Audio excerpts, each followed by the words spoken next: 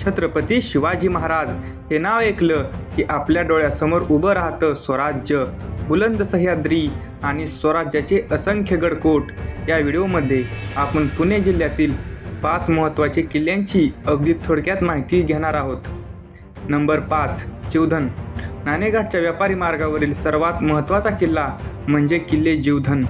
पुणे जिल्ह्यातील जुन्नर तालुक्यात हा किल्ला असून समुद्रसपाटीपासून 3754 मीटर इतक्या उंचीवर आहे। नंबर 4, किल्ले पुरंदर। छत्रपती संभाजी महाराज यांची जन्मभूमी म्हणून किल्ले पुरंदर ओळखला जातो। पुणे जिल्ह्यातील सासवड शहरापासून 10 किलोमीटर अंतरावर हा किल्ला आहे। नंबर 3, तोरणा। छत्रपती शिवाजी महाराज यांनी वयाच्या 16व्या वर्षी जिंकलेला सर्वात पहिला किल्ला म्हणजेच किल्ले तोरणा।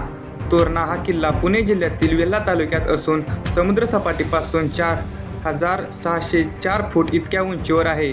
नंबर 2, राजगड। छत्रपती शिवाजी महाराजांनी स्वराज्याची पहिली राजधानी म्हणजेच राजगड किल्ला होय, गडांचा राजा आणि राजांचा गड असा अभिमानाने राजगडांचा उल्लेख केला जातो।